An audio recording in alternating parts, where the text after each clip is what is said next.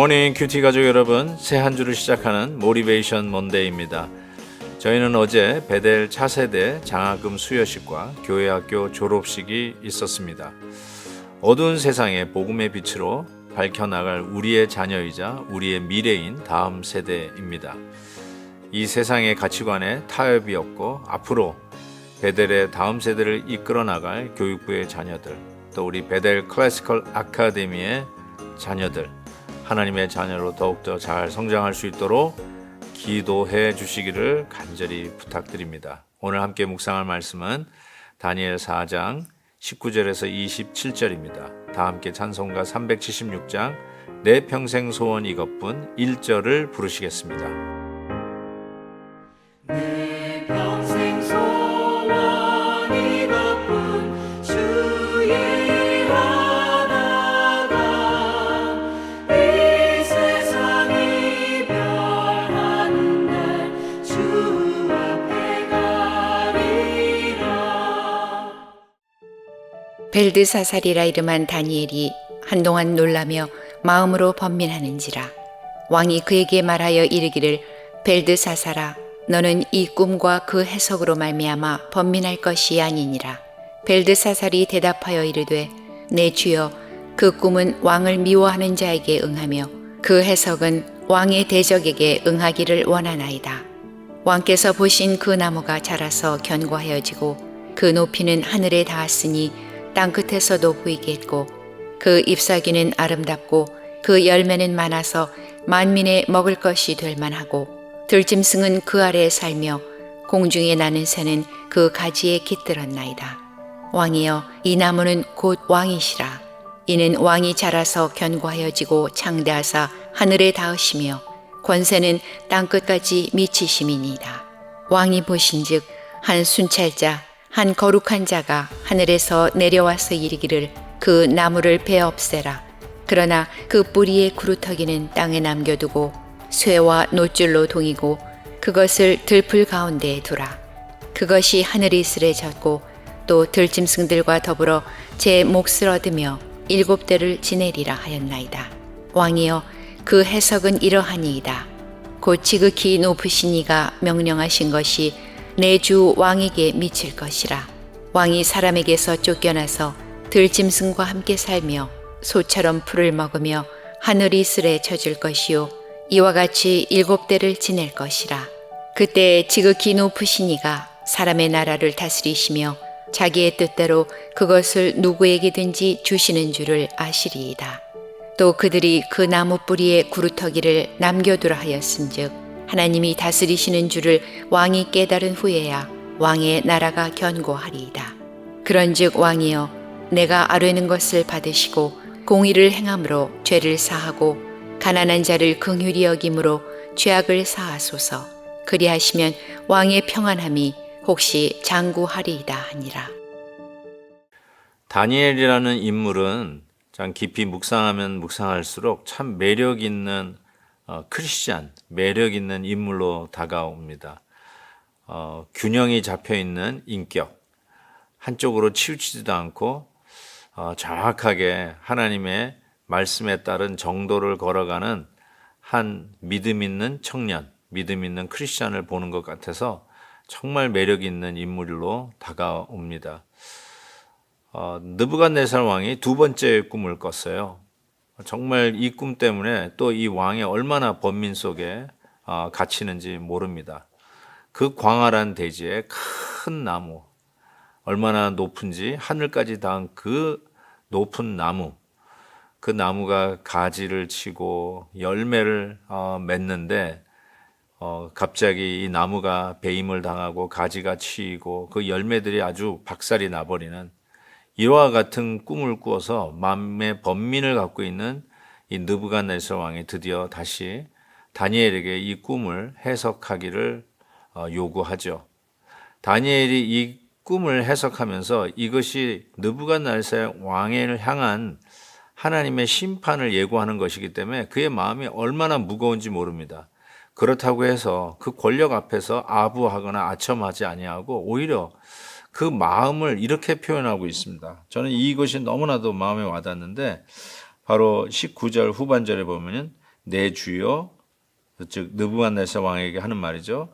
그 꿈은 왕을 미워하는 자에게 응하며 그 해석은 왕의 대적에게 응하기를 원하나이다.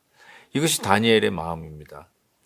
제가 지난 주말에 적용점에서 이 갈대아 사람들이 유다 사람들을 참소했다고 말하면서 전후 좌우 문맥 없이 갖다 붙인 거짓말이 참소라고 하지 않았습니까? 즉 왕을 높이지 않았기 때문에 풀무불에 집어넣어야 된다라고 이야기했던 그것은 정확하게 참소였다는 것이죠. 왕을 높이고 왕을 존경했던 자들이죠. 질서에 순종할 줄 아는 그 당시에 믿음 있는 자들의 모습인데 다니엘 역시 그랬습니다. 느부갓네살 왕이 어렵고 힘들고 이런 환난 속에서 사라지는 걸 원치 아니하고 이런 것들이 있다면 왕의 대적들에게 응하기를 원합니다. 정말 따뜻한 다니엘의 마음을 여기서 볼 수가 있습니다. 그럼에도 불구하고 다니엘은 그의 인격의 균형을 또 한 번 볼 수 있는 것은 24절에 그 꿈을 정확하게 하나님 주신 대로 타협 없이 해석해냅니다. 왕이여 그 해석은 이러하니이다. 곧 지극히 높으신 이가 명령하신 것이 내 주 왕에게 미칠 것이라. 느부갓네살 왕에게 이것이 그대로 이루어질 것이라고 이야기를 하죠. 25절 보세요. 왕이 사람에게서 쫓겨나서 들짐승과 함께 살며 소처럼 풀을 먹으며 하늘 이슬에 젖을 것이며, 즉 쫓겨나서 하늘의 이슬을 음식 삼아 먹는 참 비참한 상황까지 가게 된다는 사실을 그대로 가감 없이 전합니다. 그리고 나서 이런 부분에 대한 해결점까지 이 다니엘은 이야기하는데 27절 보십시오. 그런즉 왕이여 내가 아뢰는 것을 받으시고 공의를 행함으로 죄를 사하고 가난한 자를 긍휼히 여기심으로 죄악을 세하소서. 이렇게 얘기하고 있습니다. 어쩌면 이런 이야기는 목숨을 걸고 하는 얘기가 아닐까 싶어요. 왕의 심기를 불편하게 하면 목숨 날아가는 거 아닌가요? 그 자리에서 뭐 이런 말을 다 해.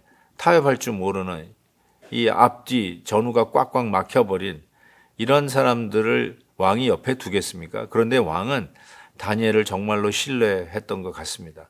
그리고 다니엘은 그 무슨 일을 하며 자기의 사리사욕을 위해서 일하지 않는 목숨을 걸고라도 나라를 위해서 왕을 위해서 진언을 낼 줄 아는 자라는 것을 알고 있었던 것 같아요.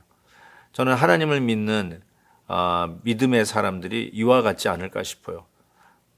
절대 전능의 하나님을 나의 하나님으로 믿는데 누구에게 아첨을 하고 누구에게 자기의 신앙을 굽혀가면서까지 굽신거리겠습니까? 그럼에도 불구하고 교만하지 아니하고 그들을 따뜻한 마음으로 품을 줄 알았던 다니엘. 정말 이 일이 나에게 있었으면 참 좋겠다. 임금에게는 이런 일이 닿지 않았으면 좋겠다라고 이야기할 정도의 따뜻한 마음으로 전하기에 느부갓네살 왕은 정말 다니엘의 그 진언을, 그 해석을 받아들이는 것이 아닐까 이런 생각을 해보게 됩니다. 아무쪼록 우리가 어떤 상황 속에서 과연 우리는 하나님의 말씀 그대로 우리가 믿는 그대로 신앙생활을 하고 있는지 아니면 우리가 대하는 사람들의 힘과 권력의 유무에 따라서 타협하고 있는 것은 아닌지 되돌아보게 됩니다. 오늘 말씀 속에서 이와 같이 회개를 촉구하고 가난한 자를 긍휼히 여기라고 할 때 그리하시면 왕의 평안함이 혹시 장구하리이다 라고 이야기하면서 하나님의 긍휼함을 잊기를 간청하고 있습니다. 사랑하는 우리 큐티 가족 여러분, 우리의 삶도 그 무엇이 가장 필요할까요? 하나님의 긍휼하심이 가장 필요하지 않을까요? 하나님이 우리를 오늘도 불쌍히 여겨주시는 그 긍휼하심 따라 은혜의 길을 가고 있는 것은 아닌지요. 내가 잘나서, 내가 탁월해서, 내가 모든 것에 완벽해서가 아니라 하나님이 어여삐 봐주시고 긍휼히 여겨주셔서 지금 오늘 이 자리에도 있는 것이 아닌가라는 생각을 해보게 됩니다. 오늘도 이 은혜로 한 주간, 새 한 주간을 출발하고 오늘 하루도 이 은혜로 승리하시기를 주의 이름으로 축복합니다. 하나님 아버지, 다니엘의 균형 잡힌 신앙인의 인격을 보게 됩니다. 따뜻하면서도 하나님의 말씀을 정직하게 전하고 그것이 목숨을 거는 일이라도 왕에게 진언을 하며 믿음의 길을 걸어갔던 다니엘을 생각합니다. 하나님 아버지, 우리의 인격은 참 치우쳐 있습니다.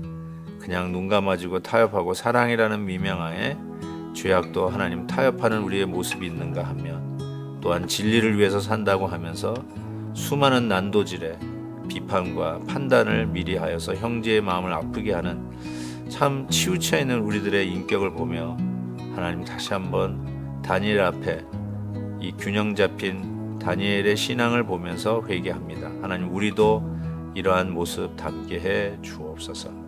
오늘도 이 믿음으로 승리하는 우리 큐티 가족들 되기를 원하옵고 예수님의 이름으로 기도하옵나이다.